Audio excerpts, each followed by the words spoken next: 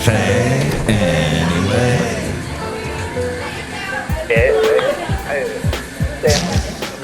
Mike's Daily Podcast. Welcome to FF episode 2228. I am your host, Mike Matthews. Why is that great? Mike's Daily Podcast. Because there ain't another Mike Matthews around. Oh, actually, there is. There's a guy. He's like a fitness buff, and he's really muscular, I think. I don't know. Is he still alive? Buffy the Vampire Slayer, Sarah Michelle Gellar, is going to be doing a new show. You know, she's in her mid-40s now or so. So, there you go. Yes, my name's Mike, and that's Mike's Daily Podcast. A very common name. Mike Matthews made his feature dictatorial debut Mike's with the acclaimed Daily Five Fingers for Podcast. Marseille. Yeah! A contemporary western set in rural Africa. No way! That's not me. That's not my name. The Ting Tings, remember them? That's not my name. That's not my name. Oh, that's a great band. I never knew about this, Michael Matthews. Such a common name. Have you ever Googled your name? And if you, for me, with the most normal, everybody's got this name that nobody, you can't stand out. Basically, you'd have to buy all kinds of Google ads in order to stand out. Oot, if you're Canadian. And the Shredded Chef. 120 recipes for building muscle. That's the one I was thinking of, that guy. So he's still putting out books and such. No, he's not. I guess that last book came out almost 10 years ago. So who knows what he is up to these days. That Michael. About 3 years ago, he put out an ultimate guide for bodybuilding, how to get ripped. Yeah, looks like I know how you got ripped. It's very simple. Steroids. And lots of that powder that you buy in those health stores. And here's today's podcast picture. That protein powder. There you go. So I'm not that Mike, obviously. Not shredded. In fact, the last show I kind of mentioned how I'm not at all healthy in that sort of way. I mean, I'm working on it. I'm trying to, for example, I went to the Costco the other day and did not buy any meat, except for the rotisserie chicken. And I bought a hot dog. Except for that, I didn't buy any meat. I mean, they got this huge meat section. Basil. He used to love it when I'd get Costco chicken, the rotisserie chicken. Oh my gosh. The bachelor's chicken, we used to call it. Remember that? Basil used to love it. He'd go nuts. And you'd throw him, a bite or two of the chicken. Never the bones. Don't give chicken bones to dogs. It messes them or their insides up. But yeah, he just inhaled it. He'd do this total Pac-Man thing where his jaw couldn't move fast enough to eat it. And then after, the chicken was gone, I'd let him lick the container that held the bachelor chicken, and he would lick every little crevice till it was clean, till it looked like it had just been molded and spat out of the plastic mold maker that makes these plastic containers for Costco. He really licked it clean. Podcast picture is what I was trying to say there before I had a mini seizure or stroke or something. Human body, man. Never question. Anything crazy can happen at any second. Not to make you all scared or whatever. It's an odd ride, your human body. So treat it well. Treat it nice. Maybe don't eat the skin off of that bachelor chicken. And I've had a doctor or two tell me, don't get Costco chicken. Don't get the bachelor chicken. It's not that good for you. Unless you're sticking to just eating the white meat, the breast. Just stick to that. Take the skin off, and then you're going to be healthy, Mike, and you won't have many strokes. But the podcast picture is from a fort. I think it's Fort Pulaski is the name of it. It is over there near Savannah. And it was this... I should probably tell you a little bit about it. Well, you don't care. You're like, Mike, no history lesson, please. But it is a cool picture because you're actually seeing in the picture the places where... Let's see. So this was a Confederate-held fort. And you can see where the Union Army came down and actually took chunks out of the wall using cannons. And as I recall from going to the museum, they didn't have cannonballs that they shot, the Union side. They had a type of missile that was shaped kind of like a corkscrew or like a screw, and it would shoot through the air and hit the wall and just take out chunks. So, yes, it's interesting to go check out this fort just to see that. But you can see a picture at mikesdailypodcast.com of the fort. Fort Pulaski, I think is what it was. What's that really nice area? Pulaski, that's it, Savannah. It's near Tybee Island. That's it, Tybee Island. It's basically sort of in between Savannah and Tybee Island. Near Wilmington Island. Very interesting to check out. All right. You might be asking yourself, Mike, you're so knowledgeable. Where'd you get all your knowledge? And I would tell you, from books. And then I'd be lying because I don't really read anymore that much. Except for stuff that's online. I don't pick up books, which I should, which everyone should. The written word is very important. Even if it's written badly, it's important that your brain consumes this stuff so you can know the difference between good written stuff and badly written stuff and just go, hey, it's food for the soul. This lady is very much a proponent of that. Melanie Moore. As we go outside a cafe anyway, we're bringing Mike's Daily Podcast somewhere in Podcastro Valley. The last place on earth. Melanie Moore had always dreamed of owning a bookstore, but realized I wanted something more fun and more flexible. One morning, I looked out and saw my husband's 1962 VW transporter truck parked in the driveway and said, that's it! The book bus was born. Another thing, too, if you're well-read, if you read a lot, you would know that the plural of fish is never fishes. Like I spelt with the last podcast was called fishes, which you could technically fishes is a word. It's a verb. And there's some kind of way when you're talking scientifically about fish, you can say fishes. I explained it in my mini video that you can see at mikesdailypodcast.com.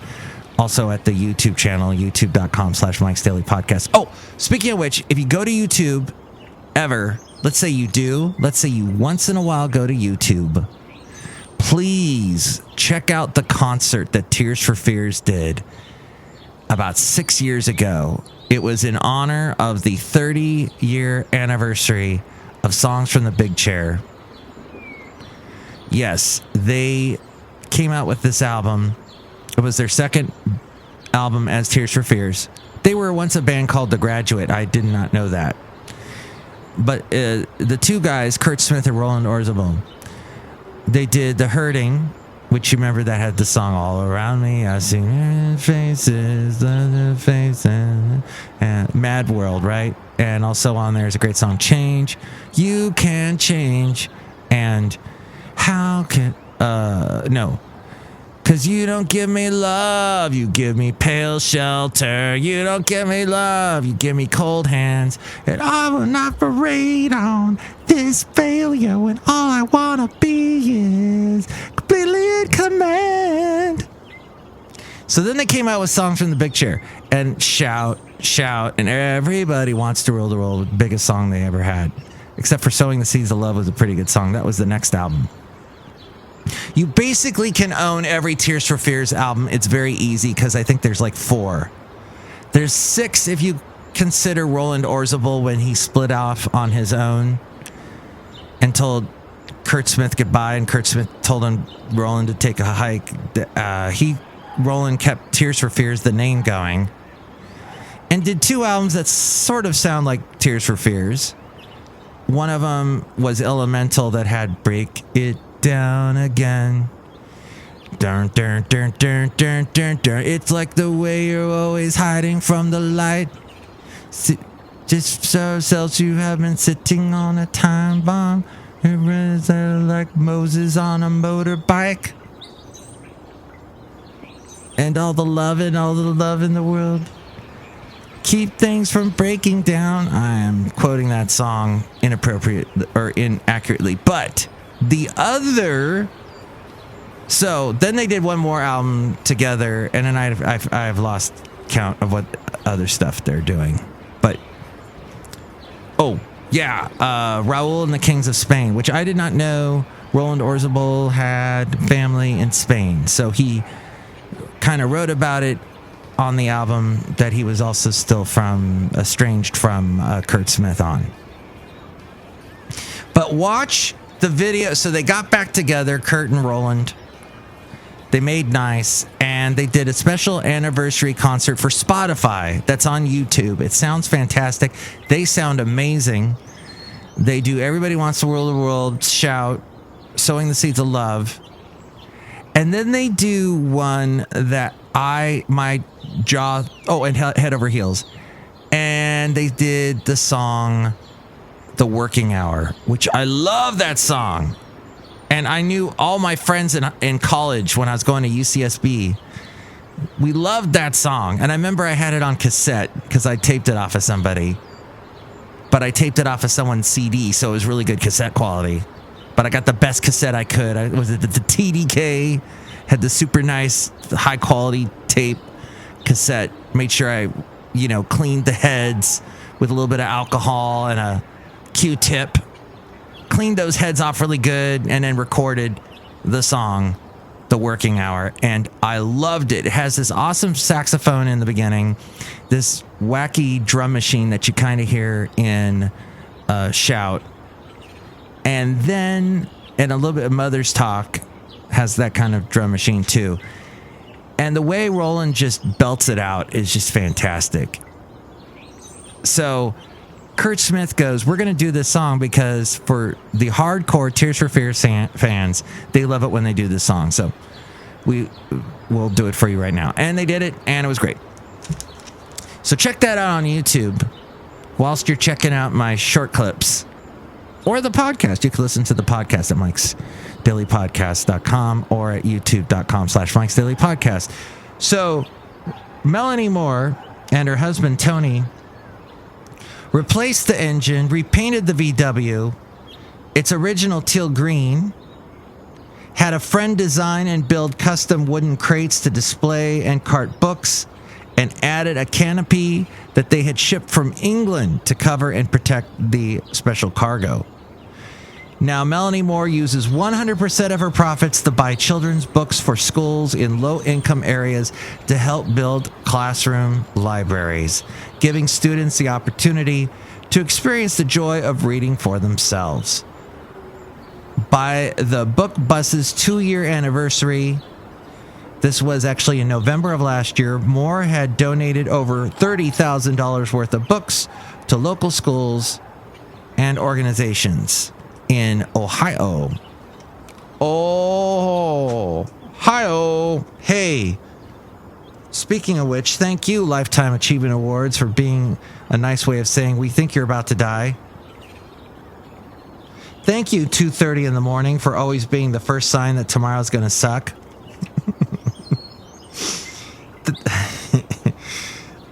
By the way, that article I read was from the Costco Connection, and I guess that was probably the November issue. Thank you, Coarse Wool Sweaters, for having a relationship with my nipples that could best be described as problematic. Thank you, Gummy Worms, for being excellent bait if I want to catch a Swedish fish. What? And finally, speaking of the Swedes, and my uncle Jupp, he was German. He's the guy at the very beginning who says, I'll sing you another song. And he liked to, well, here, let me, thank you, socks with sandals. There you go. That's what he liked to wear. For being a look that proudly declares to the world, the people I'm friends with now are the only people I ever want to be friends with. So, that, yes, another Jimmy Fallon with the writers of Late Night. Thank you notes. Jimmy Fallon no longer does Late Night, sadly, but he is on The Tonight Show. And Late Night has gone to Seth. And Seth does a fantastic job, and I always watch his Closer Look segment. And sometimes, once in a while, I catch him. You know, I know he leans very left with that, but sometimes I go, oh my gosh, he hit the nail on the head. Hey, you can tell me what you think about nails and books and snails and Tears for Fears and everybody else. By the way, Tears for Fears, the name, if you didn't know, they got the name from a author. Speaking of books, I can't think of his name at the moment. He was a psychologist who said that children should be allowed to cry, and that way they won't be scared of the dark and scared of being alone in their room and in the monsters. I don't know why the monsters come out at night, but the tears, if they're allowed to cry, that will get rid of their fears. So it is Tears for Fears. There. He was also involved with scream therapy, this psychologist I can't think of the name of, and that is not related, however, to the song Shout. But yes, Roland Orzabal does have the word shout in that song, obviously, and in the Sowing the Seeds of Love song, he does say, open hearts, scream about it. Or is it open my hands? Scream about it. And then he actually screams. He can still hit those high notes. He's still got a great voice. Hey, speaking of great voices, we're outside a cafe anyway, somewhere in Podcastro Valley. The last place on earth. Look who's here. Hi, Mike. It's Benita, the rodeo queen. How y'all doing? And it's a disgruntled fiddle player. Tell you what. What? I think that wearing masks is an insult to the society in which we live, and they're terrible. And the fact that I cannot see your face or see you smile, that is a form of censorship that I don't agree with. Tell you what. What? That rant about masks. Okay, thank you. I love the fact that so many people think, we are doing great in some ways in America with our being able to, we're all getting vaccinated and cases are going down, but you don't have to look very far. Canada, Germany, you're seeing lockdowns happen and numbers going back up. So we got to be careful. It's like a plane landing, everybody. It's like a plane landing. We're trying to land this plane safely. And just because, we see the runway isn't the time to turn off the plane and jump out. We should land it. We got to land this puppy first. Let's land it and be smart about it and still wear masks. If you haven't gotten used to it in 12 months, then I don't know, you've got some psychological issue. We all should have gotten used to masks by this point. We're not a bunch of people trying to rob banks or trying to hide our smiles from each other. Why the heck is that an issue? I mean, some of us have awful teeth we don't want to show the world. Some of us have awful smiles. When I talk, I have a bit of a slur, and part of my face looks like I do the Drew Barrymore thing where I talk out of part of my face, and I just have to overcompensate by talking out of the other half, and then maybe I'll be talking out the middle. Am I making any sense? Probably not. But we all have interesting faces and mouths and smiles and everything else, and we can hide it to be on the safe side, that we're not catching anything. I mean, it has got to have been bringing down the rates of overall sickness in our society. I don't think I had a cold at all since before the pandemic started and before I started wearing masks. I have not had, except for a little bit of an allergy thing, but I don't know. Look who else is here. Hello, Mike. I make the least root beer. How's the right now? I'm the Brewmaster. Thank you. Oh, I could use a little drink. Yes. And I took my mask off to do that. And yes, we here at Cafe Anyway also wear masks. As you can tell by the way I sound so clearly. Here's another reason why masks are great. Yes. No, if I really was wearing a mask, I'd be sounding a little more muffled like this. But here's the thing. Is because you're being muffled by the mask, it demands that you enunciate and do better in speaking and speak up. You can't be a mumbler when you're wearing a mask. No one can hear you. No one can understand you. You can't do a Twilight Kristen Stewart mumblecore and be wearing a mask. No one will understand you. You've got to go over and beyond. You got to push it when you're talking. Push it. Great Tears for Fears song. No, sorry, that's Salt and Pepper. Peppa. Yes, you have to push it. You have to go beyond. You have to overspeak in order for people to hear you. And maybe that's a good thing, because the mumblers were getting a little out of hand. There was a lot of mumblers, and that was getting annoying, the mumblecore stuff, the Twilight movies, and then we have the upspeak. I don't think masks help any of that thing. I don't think do masks do that, where people end on an up note when they talk like that, and they can't stop like that, or the vocal fry. Maybe masks do fight vocal fry. Possibly. Maybe a little bit. Mike, stop doing that. I'll cut you. All right. Yes. You can chime in about what you think about any of this. You can call me 336MM Daily. That's 3 + 3 = 6. MM is in Mike Matthews Daily, as in what this podcast will try and be. Call now.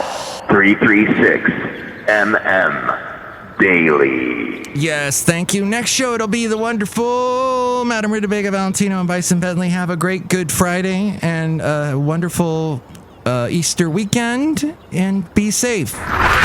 Mike's Daily Podcast is written and produced and performed by Mike Matthews. His podcast is super easy to find. Download or listen to his show and read his blog at mikesdailypodcast.com. Email Mike now at mikesdailypodcast@gmail.com. See you tomorrow. Bye!